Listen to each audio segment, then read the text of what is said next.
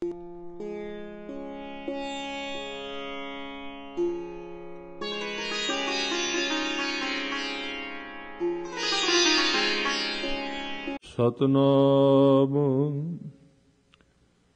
ਵਾਹਿਗੁਰੂ ਸਾਹਿਬ JIO.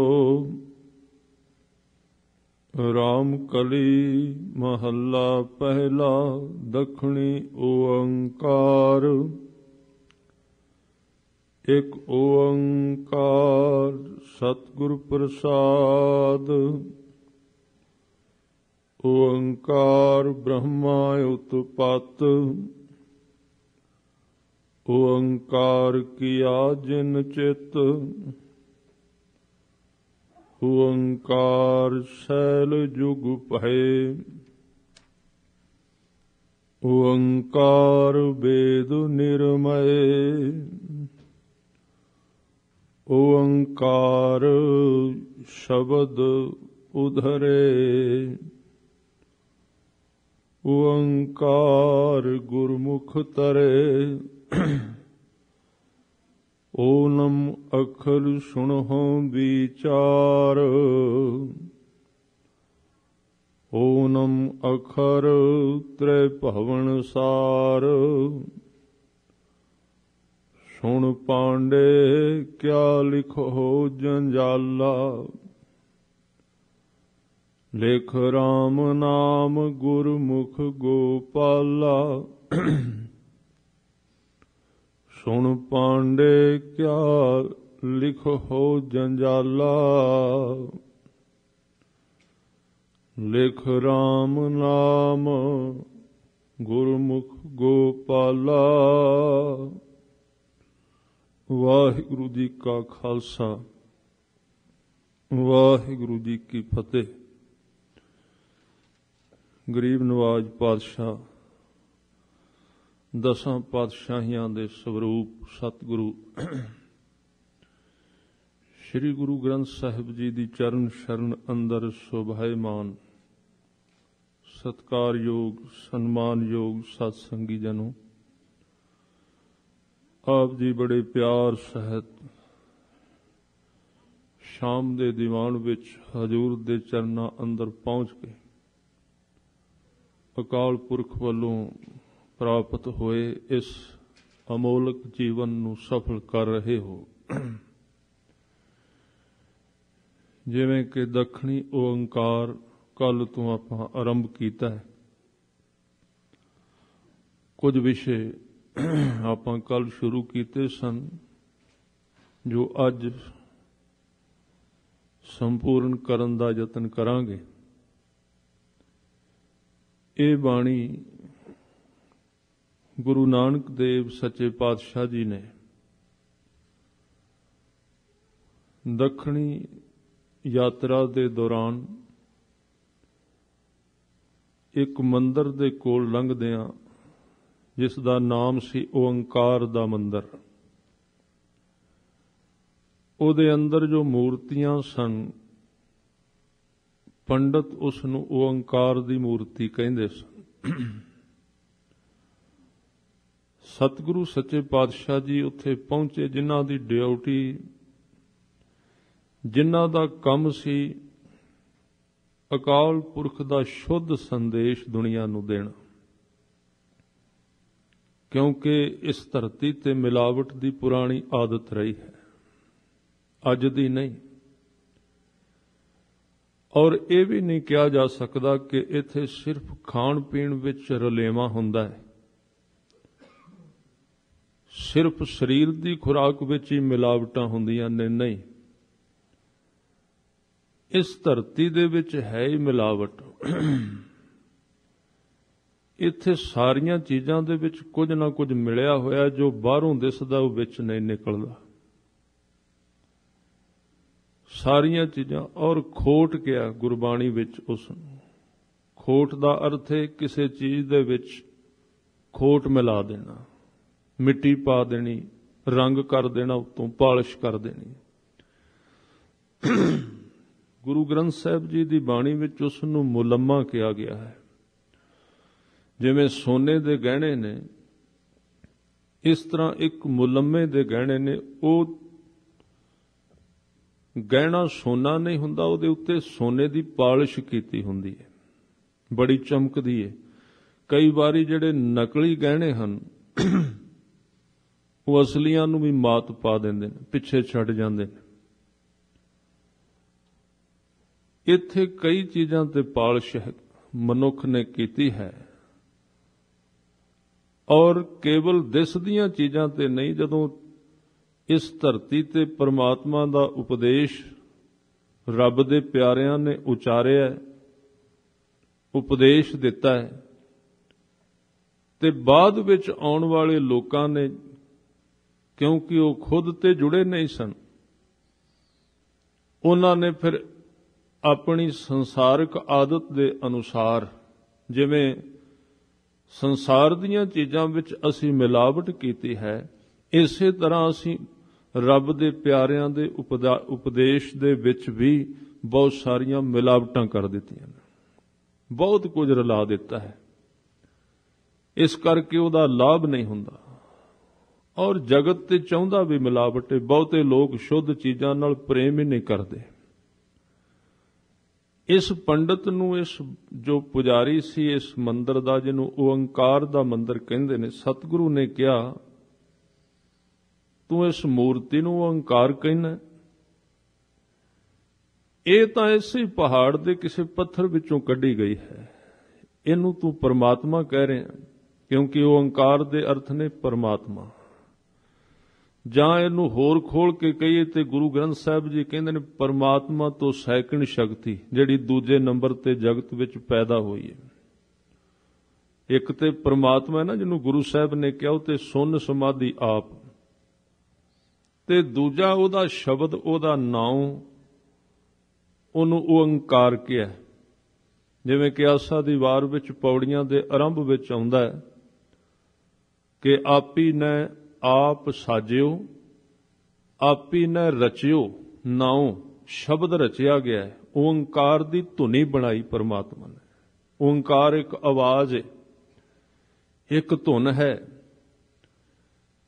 ਇਸੇ ਨੂੰ ਗੁਰੂ ਸਾਹਿਬ ਨੇ ਕਿਹਾ, ਜਦੋਂ ਸਿੱਧਾਂ ਨੇ ਪੁੱਛਿਆ ਤੁਹਾਡਾ ਗੁਰੂ ਕੌਣ ਹੈ, ਤੇ ਉਹਨਾਂ ਨੇ ਕਿਹਾ ਸ਼ਬਦ ਗੁਰੂ।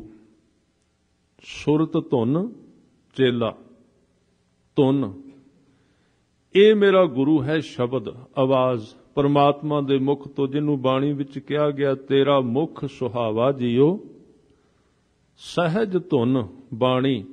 ਸਹਿਜ ਦਾ ਮਤਲਬ ਹੁੰਦਾ ਜਿਹਨੂੰ ਵਜਾਉਣ ਦੀ ਲੋੜ ਨਹੀਂ ਪੈਂਦੀ, ਖਿਆਲ ਰੱਖਣਾ, ਜਿਹਨੂੰ ਆਪ ਨਹੀਂ ਵਜਾਉਣਾ ਪੈਂਦਾ। ਇਹਨੂੰ ਗੁਰਬਾਣੀ ਵਿੱਚ ਕਿਹਾ ਗਿਆ ਅਨਹਤ ਸ਼ਬਦ। ਅਨਹਤ, ਸਾਰੇ ਲਫ਼ਜ਼ ਅਰਥ ਕਰੀ ਜਾਂਦੇ ਨੇ। ਅਨ ਦਾ ਅਰਥ ਨਹੀਂ, ਤੇ ਹੱਥ ਦਾ ਮਤਲਬ ਕਿਸੇ ਚੀਜ਼ ਨੂੰ ਮਾਰਨਾ, ਵਜਾਉਣਾ। ਜਿਵੇਂ ਤਬਲਾ ਵਜਾਉਂਦੇ ਆ ਤੇ ਵੱਜਦਾ ਹੈ, ਹੱਥ ਬੰਦ ਕਰ ਦਿਓ ਤਬਲਾ ਬੰਦ ਹੋ ਗਿਆ। ਹੱਥ ਕਰੀਏ ਤੇ ਵੱਜਦਾ ਹੈ, ਢੋਲ ਵਜਾਈਏ ਤੇ ਵੱਜਦਾ ਹੈ, ਤਬਲਾ ਵਜਾਈਏ ਤੇ ਵੱਜਦਾ ਹੈ। ਪਰ ਗੁਰੂ ਸਾਹਿਬ ਕਹਿੰਦੇ ਕਿ ਇਸ ਬ੍ਰਹਿਮੰਡ ਦੇ ਅੰਦਰ ਜਿਹੜੇ ਪਰਮਾਤਮਾ ਦਾ ਨਾਮ ਹੈ ਨਾ, ਉਹਨੂੰ ਵਜਾਉਣਾ ਨਹੀਂ ਪੈਂਦਾ, ਉਹ ਆਪਣੇ ਆਪ ਵੱਜੀ ਜਾਂਦਾ ਹੈ। ਉਸ ਨੂੰ ਕਿਹਾ ਓਅੰਕਾਰ ਦੀ ਧੁਨੀ, ਉਸੇ ਨੂੰ ਕਿਹਾ ਗੁਰੂ ਸਾਹਿਬ ਨੇ ਸ਼ਬਦ ਗੁਰੂ। ਮੇਰਾ ਗੁਰੂ ਸ਼ਬਦ ਹੈ। ਸੁਰਤ ਧੁਨ ਚੇਲਾ। ਤਾਂ ਬਾਅਦ ਵਿੱਚ ਕੀ ਹੋਇਆ, ਆਰੰਭ ਵਿੱਚ ਇਹ ਸਾਰੇ ਨਾਮ ਪਰਮਾਤਮਾ ਵਾਸਤੇ ਵਰਤੇ ਜਾਂਦੇ ਸਨ। ਓਅੰਕਾਰ, ਰਾਮ, ਕ੍ਰਿਸ਼ਨ, ਇਹ ਪਰਮਾਤਮਾ ਵਾਸਤੇ ਵਰਤੇ ਜਾਂਦੇ ਸਨ। ਪਰ ਸੁਭਾਵਿਕ ਤੌਰ ਤੇ ਬਾਅਦ ਵਿੱਚ ਇਹ ਨਾਮ ਆਦਮੀਆਂ ਨੇ ਆਪਣੇ ਨਾਲ ਜੋੜੇ, ਕੁਦਰਤੀ ਹੈ। ਸਮਾਂ ਲੰਘਦਾ ਗਿਆ। ਸਮਾਂ ਲੰਘਣ ਤੋਂ ਬਾਅਦ ਜਿਹੜਾ ਰਾਮ, ਅਸਲੀ ਜਿਹੜਾ ਰਾਮ ਸੀ, ਪਰਮਾਤਮਾ ਦਾ ਨਾਮ, ਉਸ ਰਾਮ ਦਾ ਤੇ ਚੇਤੇ ਹੀ ਭੁੱਲ ਗਿਆ। ਲੋਕ ਰਾਮਚੰਦਰ ਦੇ ਪਿੱਛੇ ਤੁਰ ਪਏ ਵੀ ਇਹ ਰਾਮ ਹੈ। ਰਾਮ ਦਾ ਅਰਥ ਸੀ ਰਮਿਆ ਹੋਇਆ ਵਾਹਿਗੁਰੂ। ਗੁਰੂ ਗ੍ਰੰਥ ਸਾਹਿਬ ਵਿੱਚ ਕਈ ਵਾਰੀ ਰਾਮ ਸ਼ਬਦ ਆਇਆ, ਔਰ ਜਿਹੜਾ ਭੁਲੇਖਾ ਪੰਡਤ ਨੂੰ ਲੱਗਾ ਸੀ ਉਹ ਸਾਨੂੰ ਵੀ ਲੱਗ ਗਿਆ ਕਈ ਥਾਵਾਂ ਤੇ। ਅਸੀਂ ਸੋਚਿਆ ਇਹ ਰਾਮ ਤੇ ਉਹ ਰਾਮਚੰਦਰ ਹੈ। ਇਹ ਤੇ ਪਰਮਾਤਮਾ ਦਾ ਨਾਮ ਸੀ। ਰਾਮਚੰਦਰ ਬਾਅਦ ਵਿੱਚ ਆਏ ਤੇ ਉਹਨਾਂ ਦੇ ਮਾਤਾ ਪਿਤਾ ਨੇ ਪਿਆਰ ਵਿੱਚ ਆ ਕੇ ਵੀ ਇਹ ਬੜਾ ਸੋਹਣਾ ਨਾਮ ਹੈ, ਰਾਮਚੰਦਰ ਦਾ ਨਾਮ ਰੱਖ ਦਿੱਤਾ। ਕ੍ਰਿਸ਼ਨ ਪਰਮਾਤਮਾ ਦਾ ਨਾਮ ਸੀ। ਕ੍ਰਿਸ਼ਨ ਦਾ ਅਰਥ ਹੈ ਕ੍ਰਿਸ਼ਨਾ, ਜਿਹਨੂੰ ਮਾਇਆ ਦੀ ਖਿੱਚ ਨਹੀਂ ਹੈ। ਕ੍ਰਿਸ਼ ਦਾ ਅਰਥ ਹੈ ਖਿੱਚ, ਨਾ ਦਾ ਅਰਥ ਹੈ ਨਹੀਂ। ਉਹ ਪਰਮਾਤਮਾ ਜਿਹਨੂੰ ਕੋਈ ਮਾਇਆ ਦੇ ਆਧਾਰ ਤੇ ਆਪਣੇ ਪਿੱਛੇ ਨਹੀਂ ਲਾ ਸਕਦਾ, ਖਿੱਚ ਨਹੀਂ ਸਕਦਾ। ਬਾਅਦ ਵਿੱਚ ਕ੍ਰਿਸ਼ਨ ਦਾ ਜਨਮ ਹੋਇਆ, ਉਹਨਾਂ ਦੇ ਮਾਤਾ ਪਿਤਾ ਨੇ ਨਾਮ ਚੁੱਕਿਆ ਤੇ ਰੱਖ ਦਿੱਤਾ। ਪਾਪ ਨਹੀਂ ਸੀ, ਮਾੜਾ ਨਹੀਂ ਸੀ। ਆਪਣੇ ਵਿੱਚ ਵੀ ਜਿਵੇਂ ਚੱਲਦਾ, ਅੱਜ ਤੁਸੀਂ ਵੇਖੋਗੇ ਕਈਆਂ ਦਾ ਨਾਮ ਅਮਰ ਸਿੰਘ ਹੈ ਤੇ ਗੁਰੂ ਅਮਰਦਾਸ ਜੀ ਦਾ ਨਾਮ ਵੀ ਅਮਰਦਾਸ। ਇਹ ਇਸ ਤਰ੍ਹਾਂ ਹੋਇਆ ਵੀ ਸਮਾਂ ਪਾ ਕੇ, ਜਿਵੇਂ ਕਿਸੇ ਨੇ ਅੱਜ ਆਪਣੇ ਨਾਮ ਰੱਖ ਲਿਆ ਬੱਚੇ ਦਾ ਨਾਨਕ ਸਿੰਘ, ਕਈ ਨਾਮ ਹੈ, ਪਰ ਸਮਾਂ ਪਾ ਕੇ ਭੁੱਲ ਹੀ ਜਾਏ ਵੀ ਗੁਰੂ ਨਾਨਕ ਵੀ ਕੋਈ ਹੋਏ ਨੇ, ਇਹਨੂੰ ਗੁਰੂ ਨਾਨਕ ਮੰਨਣ ਲੱਗ ਪੈਣ। ਇਹ ਗਲਤੀ ਕੀਤੀ ਸੰਸਾਰ ਨੇ। ਤਾਂ ਜਿਹੜਾ ਰਾਮ ਸੀ, ਕ੍ਰਿਸ਼ਨ ਸੀ, ਪਰਮਾਤਮਾ ਦੇ ਨਾਮ ਸਨ। ਹਰ ਸ਼ਬਦ ਵੀ ਪਰਮਾਤਮਾ ਦਾ ਨਾਮ ਹੈ। ਹਰ ਦਾ ਅਰਥ ਹੈ ਚੋਰ, ਯਾਨੀ ਕਿ ਚੋਰੀ ਕਰਨ ਵਾਲਾ। ਪਰਮਾਤਮਾ ਦਾ ਨਾਮ ਰੱਖਿਆ ਜਿਹੜਾ ਮਨੁੱਖਾਂ ਦੇ ਦੁੱਖ ਨੂੰ ਚੋਰੀ ਕਰ ਲੈਂਦਾ। ਇਹ ਸਾਰੇ ਨਾਮ ਬਾਅਦ ਵਿੱਚ ਰੱਖੇ ਗਏ, ਪਰ ਬਾਅਦ ਵਿੱਚ ਭੁਲੇਖਾ ਪੈ ਗਿਆ। ਇਸੇ ਤਰ੍ਹਾਂ ਉਹਨਾਂ ਪੰਡਤਾਂ ਨੇ, ਉਹਨਾਂ ਬ੍ਰਾਹਮਣਾਂ ਨੇ ਸਹਿਜੇ ਸਹਿਜੇ ਮੂਰਤੀਆਂ ਬਣਾਈਆਂ ਤੇ ਮੂਰਤੀਆਂ ਦੇ ਸਾਰੇ ਨਾਮ ਰੱਖ ਦਿੱਤੇ। ਇਹ ਇਹਦੀ ਹੈ, ਇਸ ਦੀ ਮੂਰਤੀ ਹੈ, ਤੇ ਪਰਮਾਤਮਾ ਦੀ ਯਾਦ ਮਨਾਂ ਦੇ ਵਿੱਚੋਂ ਕੱਢ ਦਿੱਤੀ। ਇਹ ਮਿਲਾਵਟ ਹੋ ਗਈ ਧਰਮ ਦੇ ਵਿੱਚ। ਇੱਕ ਦੀ ਯਾਦ ਨਿਕਲ ਗਈ, ਕਦੀ ਕਿਸੇ ਦੀ ਪੂਜਾ, ਕਦੀ ਕਿਸੇ ਦੀ ਪੂਜਾ, ਕਦੀ ਕਿਸੇ ਦਾ ਨਾਮ, ਕਦੀ ਕਿਸੇ ਦਾ ਨਾਮ। ਇਸ ਤਰ੍ਹਾਂ ਫਿਰ ਧਾਰਮਿਕ ਵਿਕਾਸ ਰੁਕ ਗਿਆ, ਲੋਕ ਰੱਬ ਤੋਂ ਟੁੱਟ ਗਏ। ਤੇ ਗੁਰੂ ਨਾਨਕ ਸਾਹਿਬ ਨੂੰ ਜਿਹੜਾ ਆਦੇਸ਼ ਮਿਲਿਆ ਸੀ ਅਕਾਲ ਪੁਰਖ ਵੱਲੋਂ, ਹੁਕਮ ਮਿਲਿਆ ਸੀ, ਉਹ ਇੱਕੋ ਸੀ ਵੀ ਜਗਤ ਜਿਹੜਾ ਹੈ ਪਰਮਾਤਮਾ ਦੇ ਸੰਦੇਸ਼, ਪਰਮਾਤਮਾ ਦੇ ਪਿਆਰ ਦੇ ਵਿੱਚ ਮਿਲਾਵਟ ਕਰਕੇ ਬੈਠ ਗਿਆ।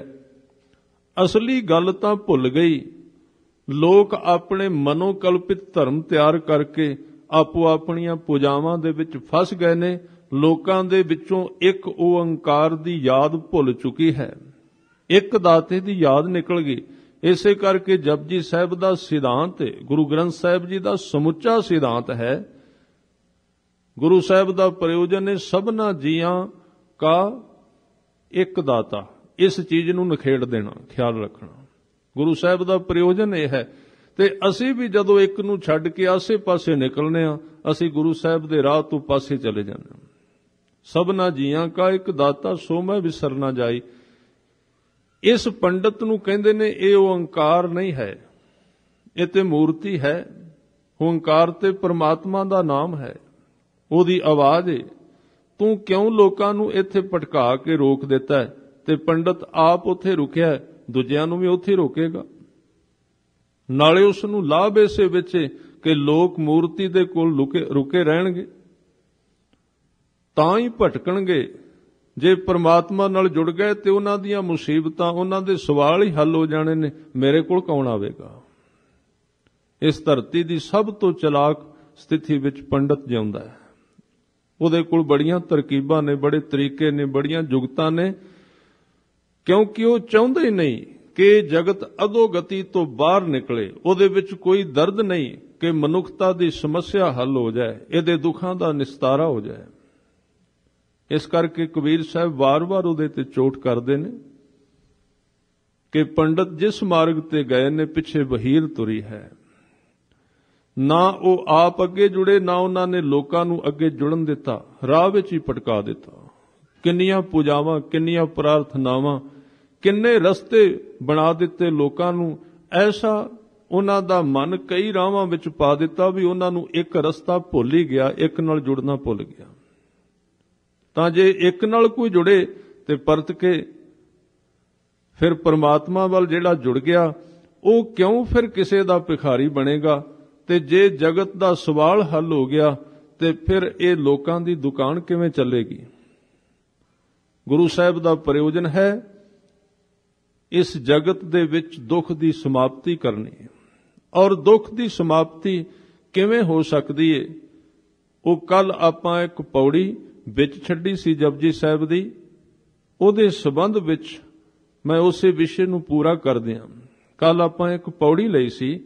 ਗੁਰੂ ਸਾਹਿਬ ਕਹਿੰਦੇ ਤੂੰ ਤਾਂ ਅਸਥਾਪਨ ਕੀਤਾ ਇਸ ਮੂਰਤੀ ਨੂੰ, ਕਿਤਿਓਂ ਮੂਰਤੀ ਘੜੀ ਹੈ, ਮੁੱਲ ਲੈ ਕੇ ਆਇਆ, ਇਹਨੂੰ ਕਹਿੰਦਾ ਓੰਕਾਰ, ਇਹ ਕਿਵੇਂ ਰੱਬ ਹੋ ਸਕਦਾ ਹੈ?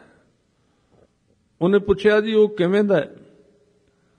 ਹਜ਼ੂਰ ਕਹਿੰਦੇ ਥਾਪਿਆ ਨਾ ਜਾਏ, ਕੀਤਾ ਨਾ ਹੋਏ। ਆਪਾਂ ਸਿਰਫ 2 ਲਫ਼ਜ਼ ਕੱਲ ਵਿਚਾਰ ਸਕੇ ਸੀ।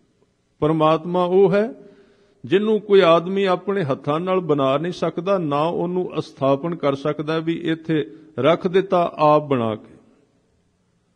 ਫਿਰ ਕਹਿੰਦੇ ਆਪੇ ਆਪ ਨਿਰੰਜਨ ਸੋਏ। ਨਿਰੰਜਨ ਦਾ ਅਰਥ ਹੈ ਜਿਹਦੇ ਉੱਤੇ ਸੰਸਾਰ ਦੇ ਮੋਹ ਦੀ ਤੇ ਮਾਇਆ ਦੀ ਕਾਲਖ ਨਹੀਂ ਪੈਂਦੀ।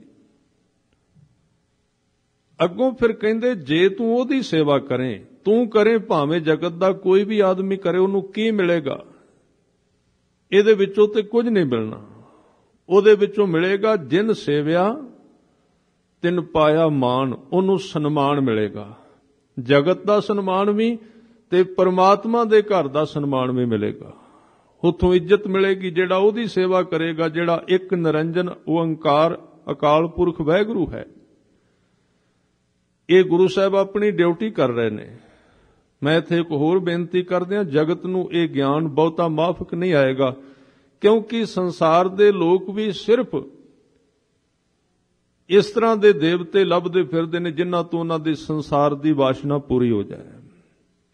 ਸੰਸਾਰ ਦੀ ਵਾਸ਼ਨਾ, ਤੇ ਤੁਸੀਂ ਦੇਵਤਿਆਂ ਦੀਆਂ ਕਹਾਣੀਆਂ ਪੜ੍ਹ ਕੇ ਵੇਖੋ ਤੇ ਆਪ ਵਾਸ਼ਨਾਵਾਂ ਵਿੱਚ ਫਸੇ ਹੋਏ ਨੇ। ਉਹਨਾਂ ਦਾ ਇਤਿਹਾਸ ਕੀ ਹੈ? ਉਹਨਾਂ ਦੀ ਤਬਾਰਕ ਕੀ ਹੈ?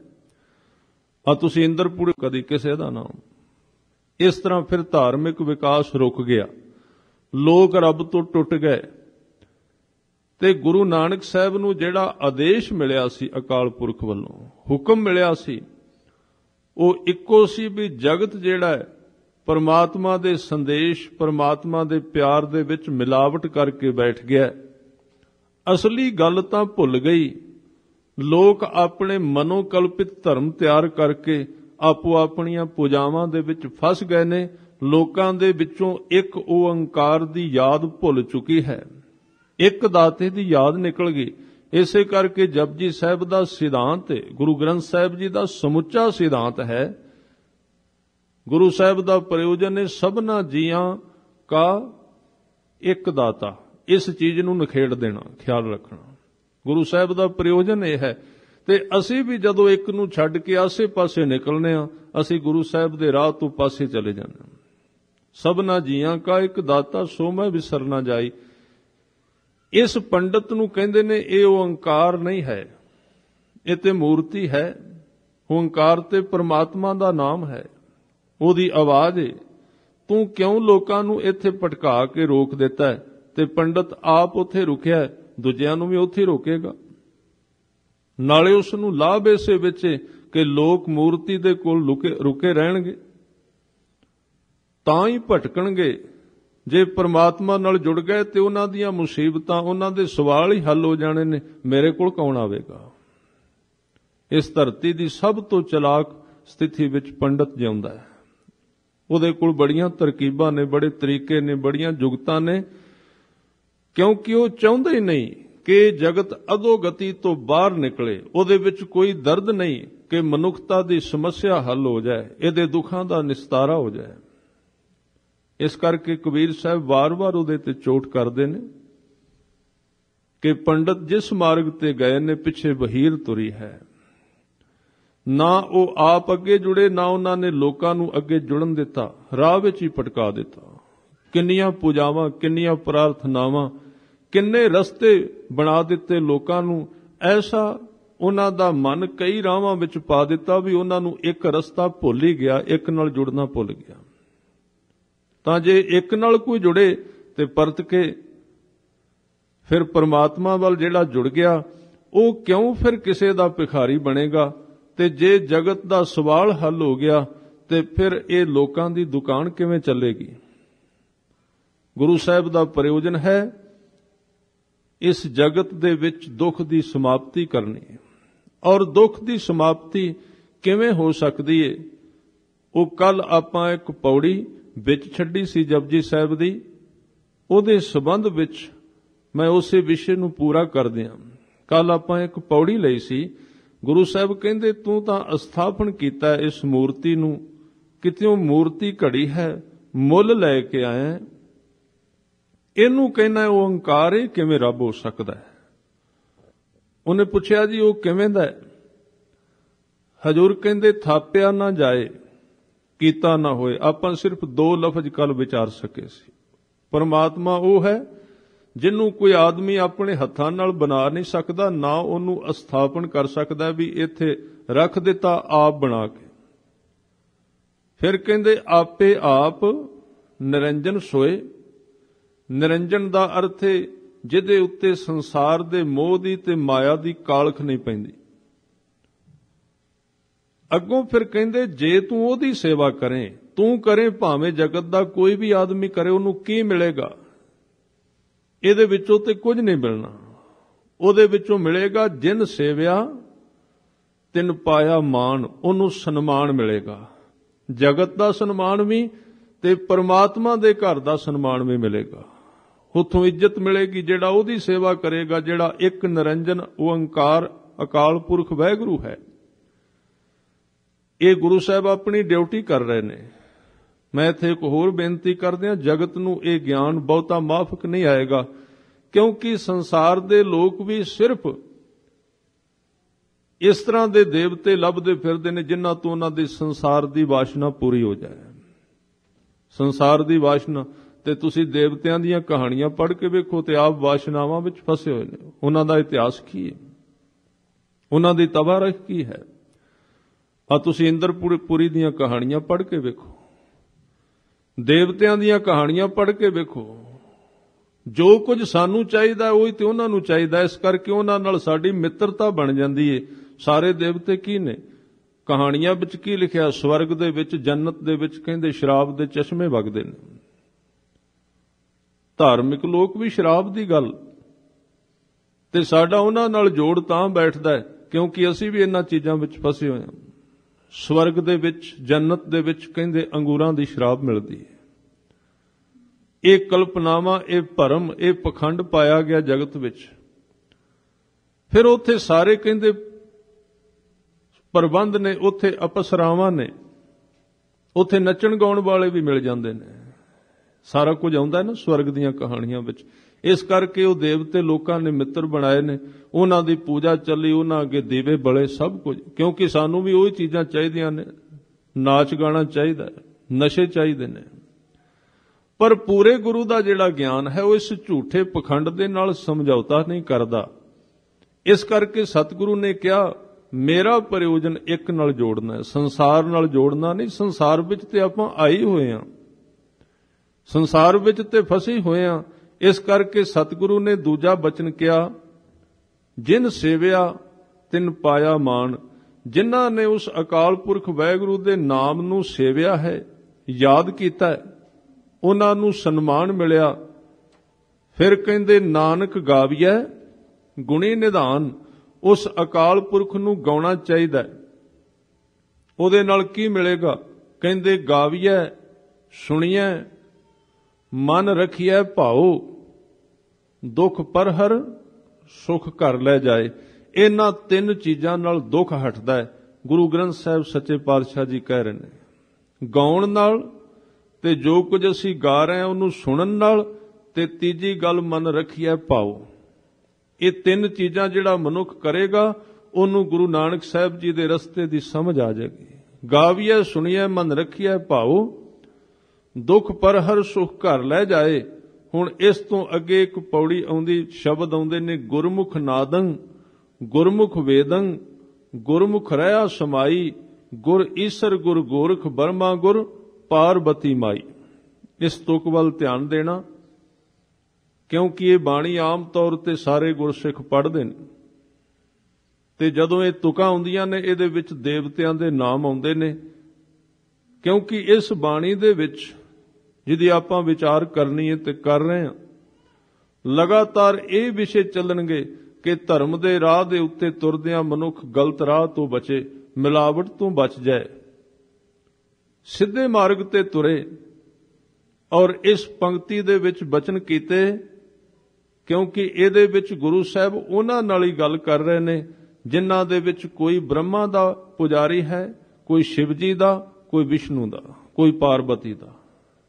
ਇਹ ਚਾਰ ਤਰ੍ਹਾਂ ਦੇ ਲੋਕਾਂ ਨਾਲ ਗੱਲ ਕਰ ਰਹੇ ਨੇ। ਜਦੋਂ ਇਸ ਤਰ੍ਹਾਂ ਦੇ ਸ਼ਬਦ ਆਉਂਦੇ ਨਾ ਵਿੱਚ, ਉੱਥੇ ਇੱਕ ਗੱਲ ਸਮਝ ਵਿੱਚ ਆਉਂਦੀ ਹੈ ਕਿ ਗੁਰੂ ਨਾਨਕ ਦੇਵ ਜੀ ਨੇ ਸਾਰੇ ਦੇ ਸਾਰੇ ਇਸ ਤਰ੍ਹਾਂ ਦੇ ਲੋਕਾਂ ਵਿੱਚੋਂ ਸਿੱਖ ਪੈਦਾ ਕੀਤੇ, ਜਿਨ੍ਹਾਂ ਵਿੱਚ ਕੋਈ ਪੁਜਾਰੀ ਸੀ ਬ੍ਰਹਮਾ ਦਾ, ਕੋਈ ਵਿਸ਼ਨੂੰ ਦਾ, ਕੋਈ ਸ਼ਿਵ ਜੀ ਦਾ, ਕੋਈ ਪਾਰਬਤੀ ਦਾ। ਉਹਨਾਂ ਵਿੱਚੋਂ ਸਿੱਖ ਬਣਾਏ ਨੇ। ਤੇ ਕਿੰਨੀ ਮਿਹਨਤ ਕੀਤੀ ਹੋਵੇਗੀ, ਕਿੰਨੇ ਹੌਸਲੇ ਨਾਲ ਗੱਲ ਕੀਤੀ ਹੋਵੇਗੀ ਕਿ ਉਹਨਾਂ ਦੇ ਦੇਵਤਿਆਂ ਦਾ ਨਾਮ ਲੈ ਲੈ ਕੇ, ਉਦਾਹਰਨਾਂ ਦੇ ਦੇ ਕੇ ਇੱਕ ਨਾਲ ਜੋੜ ਦਿੱਤਾ ਉਹਨਾਂ ਨੇ। ਇੰਨੀ ਸਮਰੱਥਾ ਸੀ ਉਹਨਾਂ ਵਿੱਚ। ਮੈਂ ਇਹਨਾਂ ਤੁਕਾਂ ਦੀ ਵਿਚਾਰ ਕਰਾਂਗਾ ਆਪ ਜੀ ਦੇ ਸਾਹਮਣੇ। ਇਹ ਨਹੀਂ ਵੀ ਉਹਨਾਂ ਨੂੰ ਤੋੜਿਆ, ਤੁਸੀਂ ਦੇਵਤਿਆਂ ਦੀ ਪੂਜਾ ਕਰਦੇ ਹੋ, ਤੁਸੀਂ ਪਖੰਡ ਕਰਦੇ ਹੋ, ਤੁਸੀਂ ਕੁਰੈਤੀਏ ਹੋ ਗਏ ਹੋ, ਤੁਸੀਂ ਕੁਰਾਈਏ ਹੋ ਗਏ। ਉਹਨਾਂ ਨੂੰ ਮਾੜਾ ਨਹੀਂ ਕਿਹਾ, ਉਹਨਾਂ ਨੂੰ ਦੱਸਿਆ, ਕਿਉਂਕਿ ਉਹਨਾਂ ਦਾ ਸਵਾਲ ਸੀ ਨਾ ਇੱਕ। ਉਹ ਕਹਿੰਦੇ ਸਨ ਅਸੀਂ ਇਹਨਾਂ ਦੇਵਤਿਆਂ ਦੀ, ਸਾਡੇ ਵੱਡੇ ਵਡੇਰੇ ਦਾਦੇ ਪੜਦਾਦੇ ਸਦੀਆਂ ਤੋਂ ਪੂਜਾ ਕਰਦੇ ਆਏ ਨੇ, ਤੇ ਅੱਜ ਤੁਸੀਂ ਸਾਨੂੰ ਕਹਿੰਦੇ ਹੋ ਛੱਡੋ ਇਹਨਾਂ ਨੂੰ ਤੇ ਇੱਕ ਨਾਲ ਜੁੜੋ। ਤੇ ਸਾਡੀਆਂ ਜਿਹੜੀਆਂ ਭਾਵਨਾਵਾਂ ਬਣੀਆਂ ਹੋਈਆਂ ਨੇ, ਜਿਹੜੀ ਚੀਜ਼ ਨਾਲ ਬੰਦਾ ਜੁੜਿਆ, ਸਾਡੀਆਂ ਮਨੌਤਾਂ ਬਣੀਆਂ ਹੋਈਆਂ ਨੇ, ਇਹਨਾਂ ਦੇਵਤਿਆਂ ਦੀ ਪੂਜਾ ਸਾਡੇ ਵੱਡੇ ਵਡੇਰੇ ਕਰਦੇ ਰਹੇ ਨੇ, ਤੇ ਫਿਰ ਜੇ ਅਸੀਂ ਛੱਡਾਂਗੇ ਤੇ ਜਿਹੜੀਆਂ ਸਾਡੀਆਂ ਇਹਨਾਂ ਕੋਲੋਂ ਮਨੋ ਕਾਮਨਾਵਾਂ ਪੂਰੀਆਂ ਹੁੰਦੀਆਂ ਸਨ, ਉਹ ਕਿੱਥੋਂ ਹੋਣਗੀਆਂ? ਬੜਾ ਵੱਡਾ ਸਵਾਲ ਸੀ, ਛੋਟਾ ਨਹੀਂ ਸੀ। ਇਹ ਉਹਨਾਂ ਹਿੰਦੂ ਲੋਕਾਂ ਦਾ ਸਵਾਲ ਸੀ ਜਿਨ੍ਹਾਂ ਨੂੰ ਸਮਝਾਉਣਾ ਸੀ ਕਿ ਇੱਕ ਦੇ ਮਾਰਗ ਤੇ ਤੁਰਨਾ ਸੀ। ਇਸ ਲਈ ਜਦੋਂ ਇਹ ਸਾਰੇ ਕੁਝ ਨੂੰ ਇਕੱਠਾ ਕਰਕੇ ਵੇਖੀਏ, ਤੁਸੀਂ ਕਦੀ ਸੋਚੋ ਗੁਰੂ ਨਾਨਕ ਦੇਵ ਜੀ ਨੇ ਆਪਣੇ 50 ਸਾਲਾਂ ਦੇ ਵਿੱਚ ਸਿੱਖ ਕੌਮ ਦੀ ਗਿਣਤੀ ਲੱਖਾਂ ਵਧਾ ਦਿੱਤੀ, ਕਰੋੜਾਂ ਤੱਕ ਲੈ ਗਏ। 10 ਪਾਤਸ਼ਾਹਾਂ ਦੇ ਟਾਈਮ ਦੇ ਵਿੱਚ 200 ਸਾਲ ਦੇ ਵਿੱਚ ਸਿੱਖ ਜਗਤ ਦੀ ਜਿਹੜੀ ਗਿਣਤੀ ਸੀ, ਉਹ ਹਜ਼ਾਰਾਂ ਨੂੰ ਟੱਪ ਕੇ, ਲੱਖਾਂ ਨੂੰ ਟੱਪ ਕੇ ਕਰੋੜਾਂ ਤੱਕ ਚਲੀ ਗਈ। ਜਦੋਂ ਕਿ ਉਸ ਵੇਲੇ ਧਰਤੀ ਤੇ ਨਾ ਕੋਈ ਗੁਰਦੁਆਰਾ ਸੀ, ਨਾ ਕੋਈ ਸਿੱਖ ਸੀ, ਨਾ ਕੋਈ ਸਿੱਖੀ ਦੇ ਪ੍ਰਬੰਧ ਸਨ।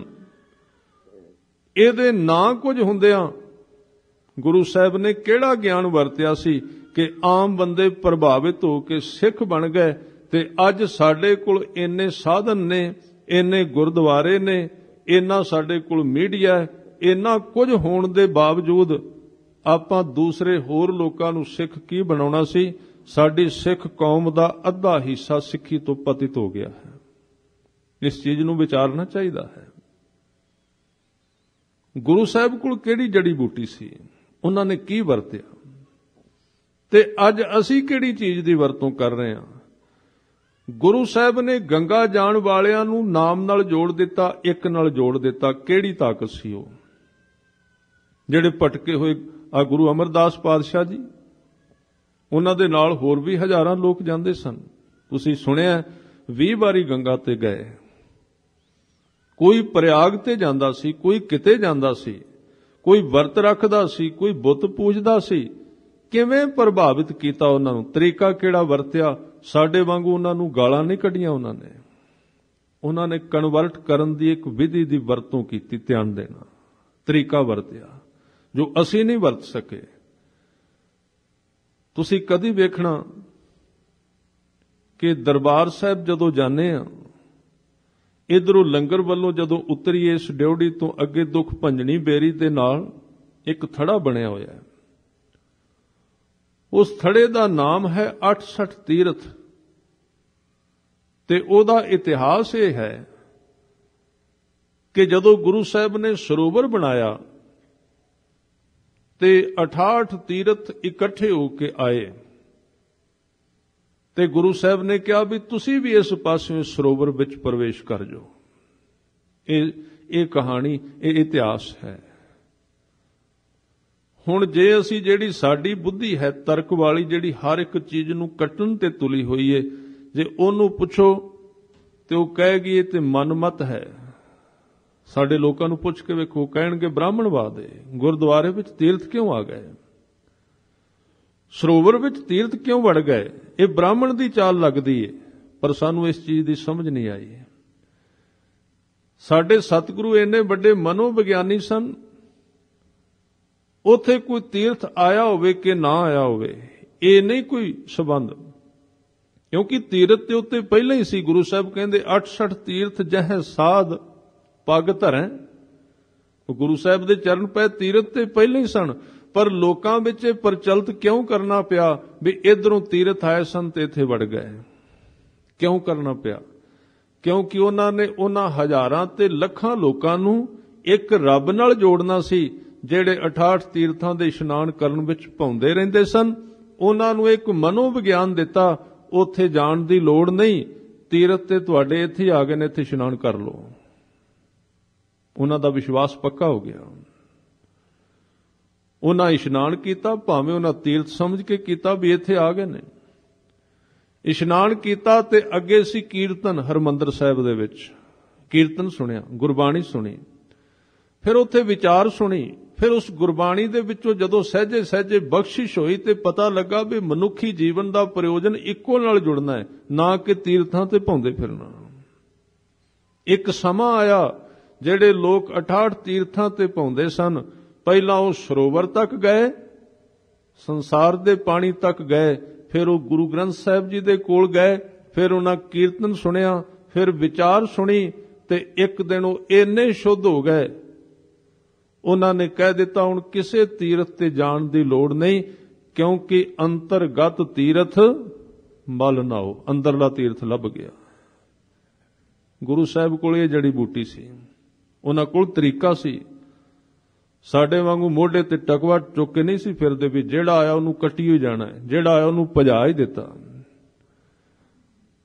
ਇਸ ਚੀਜ਼ ਦੇ ਉੱਤੇ ਸਾਨੂੰ ਅੱਜ ਵਿਚਾਰ ਕਰਨੀ ਪਏਗੀ ਕਿ 240 ਸਾਲਾਂ ਵਿੱਚ 10 ਪਾਤਸ਼ਾਹੀਆਂ ਨੇ ਕਰੋੜਾਂ ਸਿੱਖ ਸਾਜ ਦਿੱਤੇ, ਤੇ ਉਹ ਵੀ ਉਹਨਾਂ ਵਿੱਚੋਂ ਜਿਹੜੇ ਜਨੇਊ ਪਾਉਂਦੇ ਸਨ, ਜਿਹੜੇ ਵਰਤ ਰੱਖਦੇ ਸਨ, ਜਿਹੜੇ ਤੀਰਥਾਂ ਤੇ ਜਾਂਦੇ ਸਨ, ਜਿਹੜੇ ਗੰਗਾ ਤੇ ਜਾਂਦੇ ਸਨ, ਉਹਨਾਂ ਨੂੰ ਇੱਕ ਨਾਲ ਜੋੜ ਦਿੱਤਾ ਹੈ। ਸਭ ਕੁਝ ਛੁੱਟ ਗਿਆ, ਛਡਾਇਆ ਨਹੀਂ, ਕਿਸੇ ਨੂੰ ਕਿਹਾ ਨਹੀਂ। ਪਰ ਸਾਨੂੰ ਵਿਚਾਰ ਕਰਨੀ ਪਏਗੀ, ਇੰਨੇ ਸਾਧਨ ਬਣਾ ਕੇ ਦੇ ਕੇ ਗਏ ਸਾਨੂੰ ਸਤਿਗੁਰੂ, ਤੇ ਇਹਨਾਂ ਸਾਧਨਾਂ ਦੇ ਹੁੰਦਿਆਂ ਅਸੀਂ ਕਿਹੜਾ ਤਰੀਕਾ ਵਰਤ ਲਿਆ? ਸਾਡੇ ਆਪਣੇ ਵੀ ਸਾਡੇ ਤੋਂ ਦੌੜ ਗਏ, ਬਾਗੀ ਹੋ ਗਏ। ਕਿੱਥੇ ਗਲਤੀ ਕਰ ਲਈ? ਗਲਤੀ ਇੱਕੋ ਹੀ ਕਰ ਲਈ, ਅਸੀਂ ਲੋਕਾਂ ਨੂੰ ਤੋੜਨਾ ਜਾਣਦੇ ਹਾਂ, ਜੋੜਨਾ ਨਹੀਂ ਜਾਣਦੇ। ਅਸੀਂ ਲੋਕਾਂ ਨੂੰ ਵਿੱਚੋਂ ਕੱਢਣਾ ਚਾਹੁੰਦੇ ਹਾਂ, ਅੰਦਰ ਐਂਟਰੀ ਦੇ ਦਰਵਾਜ਼ੇ ਸਾਡੇ ਕੋਲ ਕੋਈ ਨਹੀਂ ਰਹੇ। ਅਸੀਂ ਕਿਸੇ ਨੂੰ ਪ੍ਰਭਾਵਿਤ ਨਹੀਂ ਕਰ ਸਕੇ, ਕਿਸੇ ਨੂੰ ਰਾਹ ਨਹੀਂ ਦੇ ਸਕਦੇ।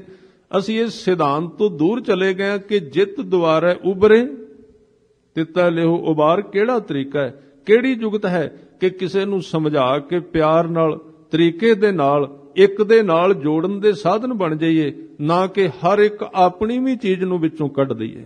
ਇਸ ਕਰਕੇ ਗੁਰੂ ਸਾਹਿਬ ਉਸ ਬ੍ਰਾਹਮਣ ਨਾਲ ਗੱਲ ਕਰ ਰਹੇ ਨੇ,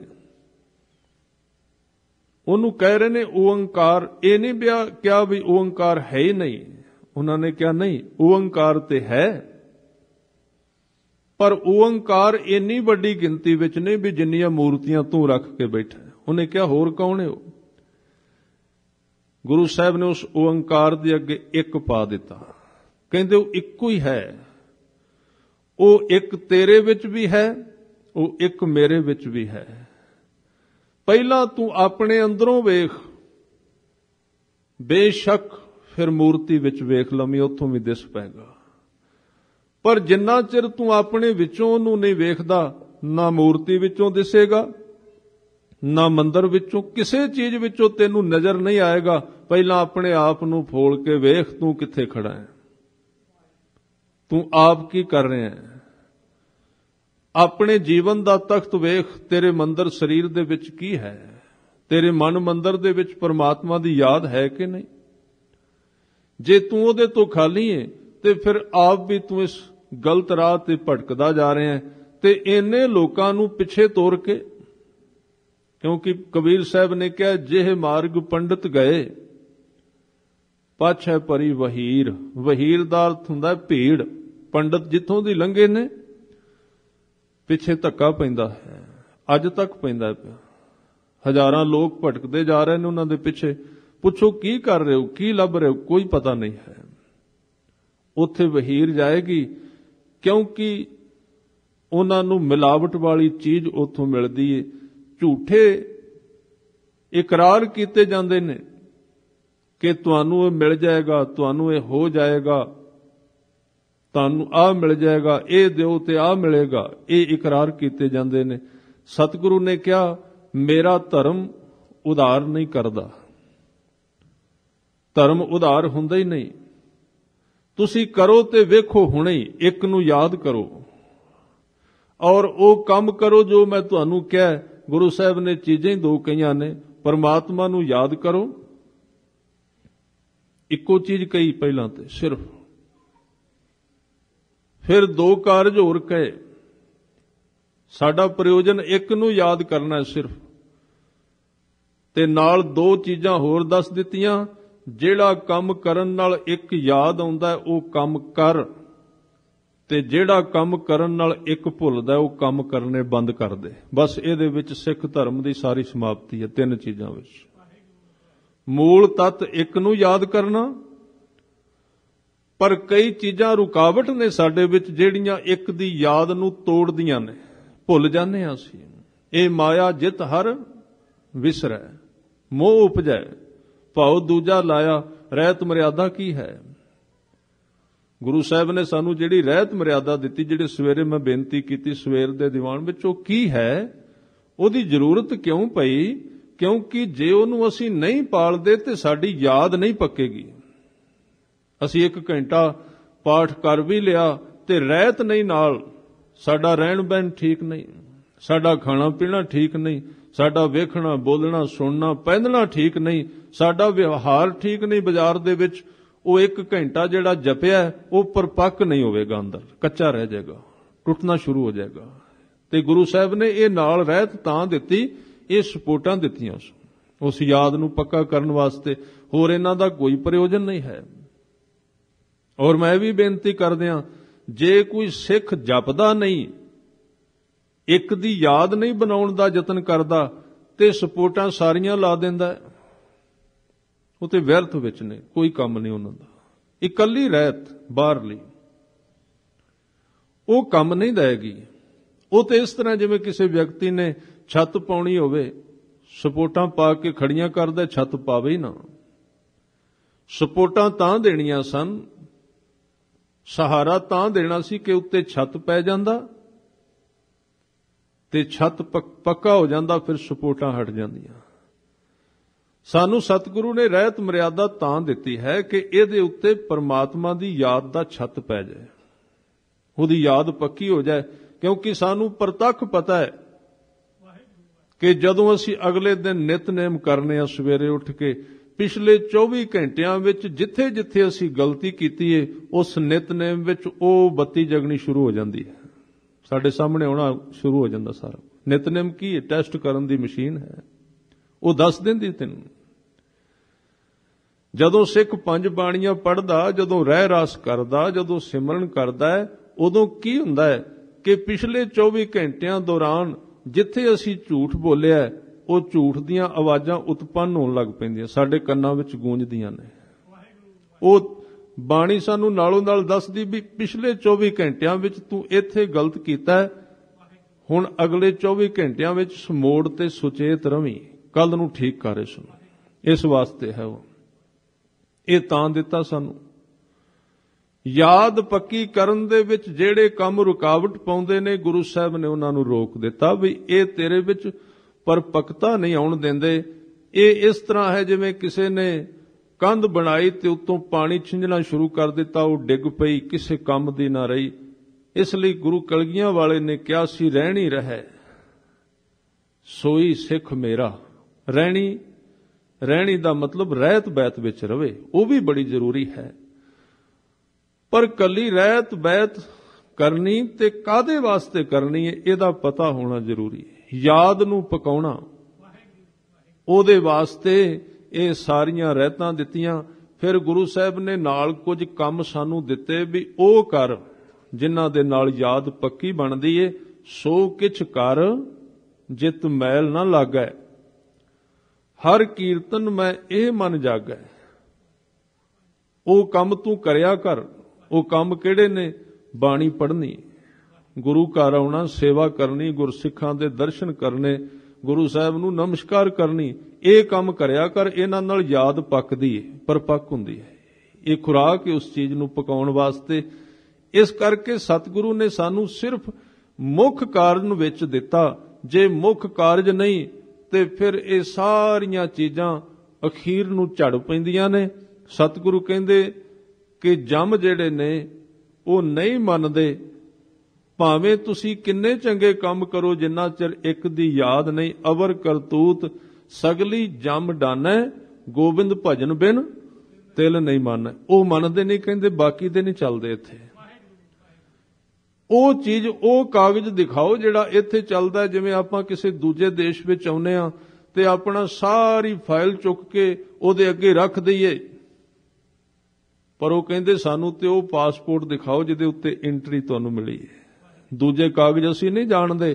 ਜਮਦੂਤ ਜਿਹੜੇ ਨੇ, ਗੁਰੂ ਅਰਜਨ ਦੇਵ ਸਾਹਿਬ ਕਹਿੰਦੇ ਜਦੋਂ ਤੂੰ ਜਾਏਗਾ ਤੇ ਉੱਥੇ ਭਾਵੇਂ ਤੂੰ ਕਿੰਨਾ ਕੁਝ ਕਹੀਂ ਵੀ ਮੈਂ ਇਹ ਚੰਗਾ ਕੰਮ ਕੀਤਾ ਸੀ, ਮੈਂ ਇਹਨਾਂ ਦਾਨ ਕੀਤਾ ਸੀ, ਮੈਂ ਕਦੀ ਝੂਠ ਨਹੀਂ ਬੋਲਿਆ, ਮੈਂ ਕਦੀ ਕਿਸੇ ਨੂੰ ਧੋਖਾ ਨਹੀਂ ਦਿੱਤਾ, ਉਹ ਕਹਿਣਗੇ ਵੀ ਉਹ ਚੰਗੀ ਗੱਲ ਹੈ, ਮਾੜੀ ਨਹੀਂ, ਪਰ ਸਾਨੂੰ ਉਹ ਚੀਜ਼ ਵਿਖਾ ਵੀ ਤੂੰ ਕਦੀ ਉਸ ਪਿਆਰੇ ਰੱਬ ਦੀ ਯਾਦ ਵਿੱਚ ਬੈਠਾ 2 ਮਿੰਟ।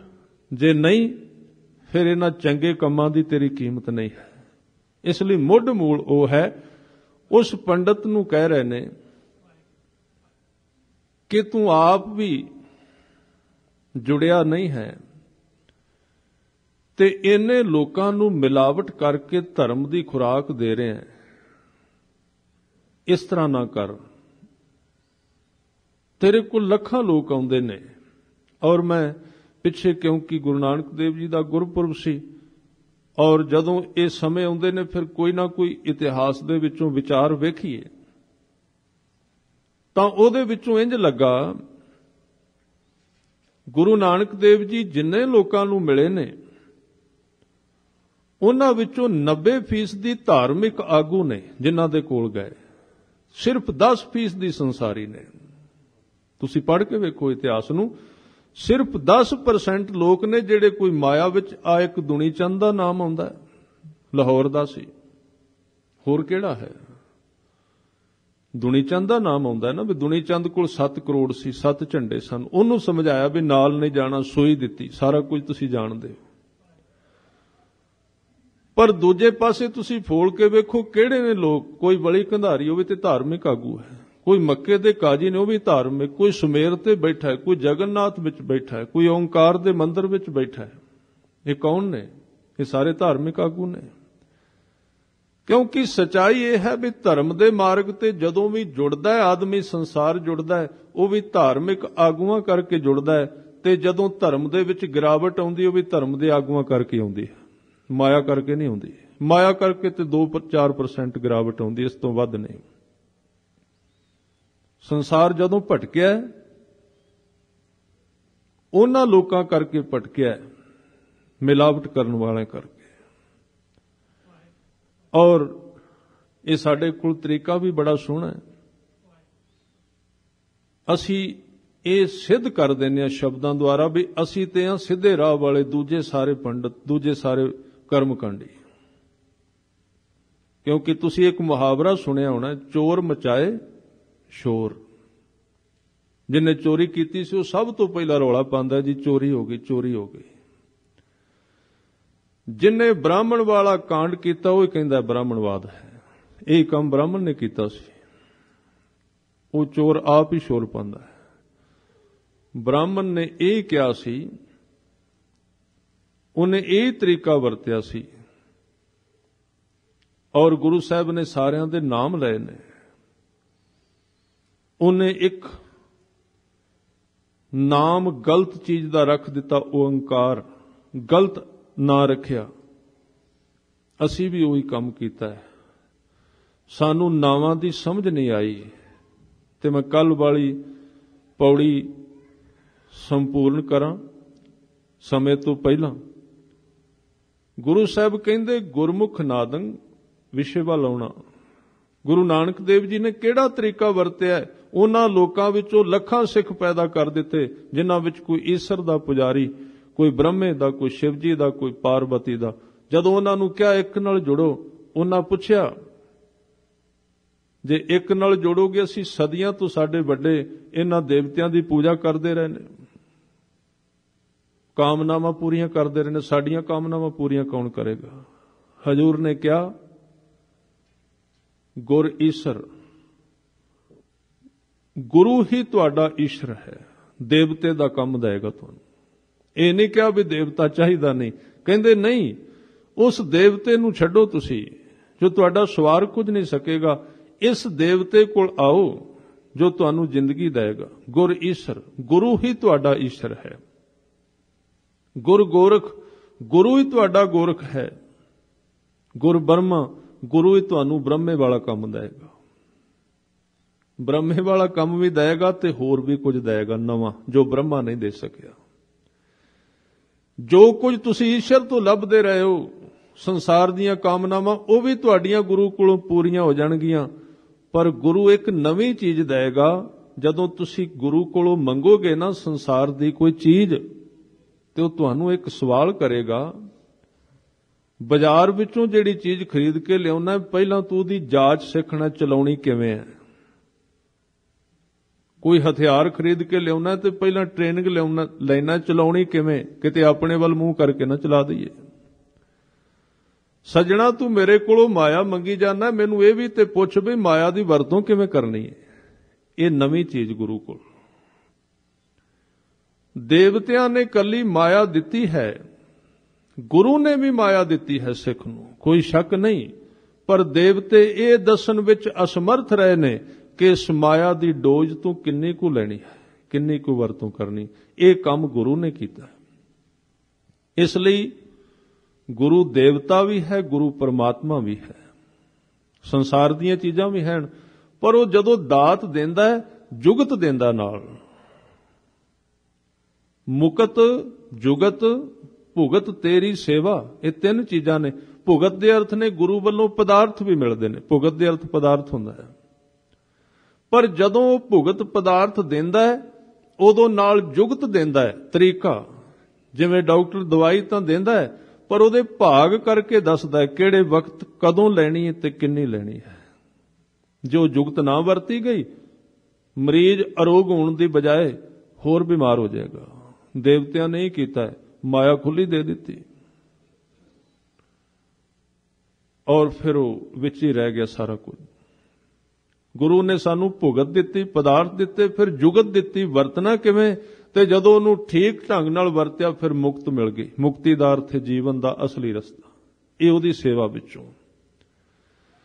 ਤਾਂ ਸਤਿਗੁਰੂ ਨੇ ਜਦੋਂ ਕਿਹਾ ਵੀ ਗੁਰੂ ਹੀ ਹੁਣ ਤੁਹਾਡੇ ਈਸ਼ਰ ਵਾਲੇ, ਸ਼ਿਵਜੀ ਵਾਲੇ, ਬ੍ਰਹਮਾ ਵਾਲੇ ਤੇ ਪਾਰਬਤੀ ਵਾਲੇ ਕੰਮ ਕਰੇਗਾ। ਗੁਰ ਈਸ਼ਰ, ਗੁਰ ਗੋਰਖ ਬ੍ਰਹਮਾ, ਗੁਰ ਪਾਰਬਤੀ ਮਾਈ।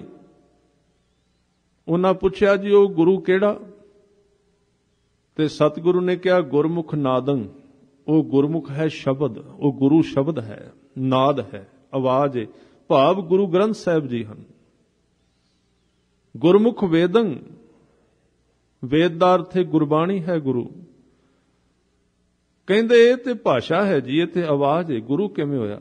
ਕਹਿੰਦੇ ਗੁਰਮੁਖ ਰਹਿਆ ਸਮਾਈ। ਗੁਰਮੁਖ, ਗੁਰੂ ਇਹਨਾਂ ਦੋਵਾਂ ਚੀਜ਼ਾਂ ਵਿੱਚ ਹੀ ਸਮਾਇਆ ਹੋਇਆ ਹੈ, ਇਸ ਬਾਣੀ ਵਿੱਚ ਤੇ ਇਸ ਬਾਣੀ ਦੀ ਆਵਾਜ਼ ਵਿੱਚ। ਕਿਉਂਕਿ ਬਾਣੀ ਦੇ ਵੀ ਦੋ ਰੂਪ ਨੇ, ਇੱਕ ਅਸੀਂ ਪੜ੍ਹਦੇ ਹਾਂ ਅੱਖਾਂ ਨਾਲ, ਇੱਕ ਉਹਦਾ ਸ਼ਬਦ ਬਣਦਾ ਆਵਾਜ਼, ਉਹਨੂੰ ਵੇਖਿਆ ਨਹੀਂ ਜਾ ਸਕਦਾ। ਇਹ ਵਿਸ਼ਾ ਬਹੁਤ ਲੰਬਾ, ਮੈਂ ਸਮੇਂ ਤੋਂ ਅੱਗੇ ਨਹੀਂ ਜਾਣਾ ਚਾਹੁੰਦਾ, ਫਿਰ ਵਿੱਚ ਇਹਦੀ ਵਿਚਾਰ ਕਰਾਂਗੇ।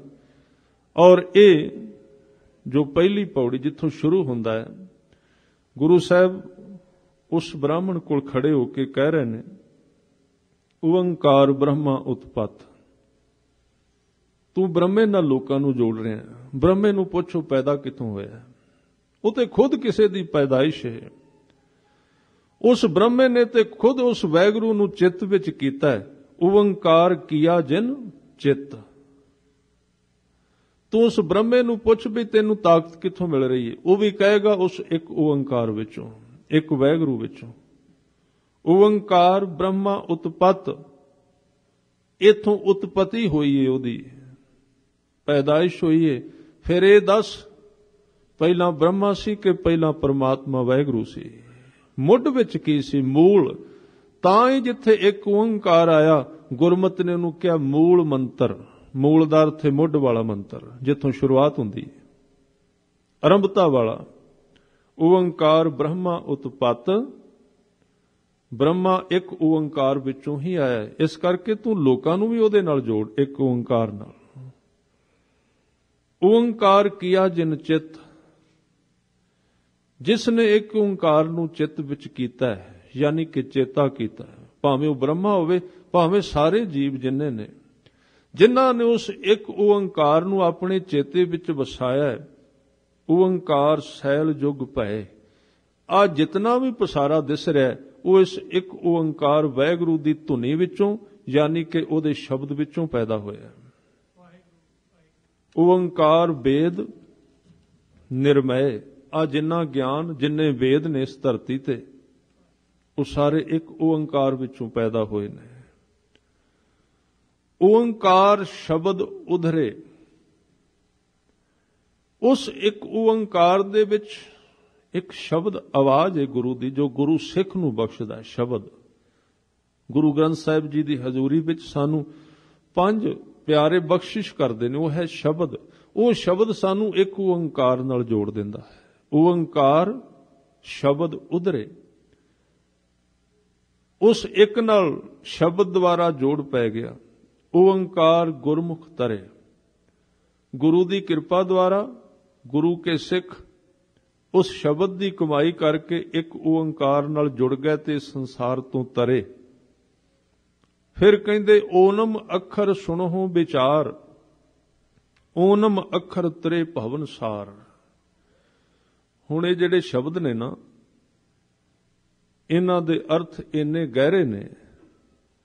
ਸਚਾਈ ਇਹ ਹੈ ਵੀ ਆ ਇੱਕ ਜਿਹੜਾ ਆਪਾਂ ਤੁਕ ਪੜ੍ਹ ਰਹੇ ਹਾਂ, ਕੋਈ ਵਿਅਕਤੀ ਨਿਰੰਤਰ 1 ਮਹੀਨਾ ਇਸ ਸ਼ਬਦ ਨੂੰ ਸੁਣੇ ਧਿਆਨ ਨਾਲ, ਇਹਦੀ ਵਿਚਾਰ ਨੂੰ, ਤੇ ਫਿਰ ਥੋੜਾ ਥੋੜਾ ਪਤਾ ਲੱਗਣਾ ਸ਼ੁਰੂ ਹੋਵੇਗਾ ਵੀ ਓਨਮ ਅੱਖਰ ਸੁਣੋ ਵਿਚਾਰ ਇਹ ਕੀ ਹੈ। ਸਚਾਈ ਇਹ ਹੈ ਜੋ ਮੈਂ ਆਪ ਜੀ ਨਾਲ ਸਾਂਝਾ ਕਰ ਰਿਹਾ।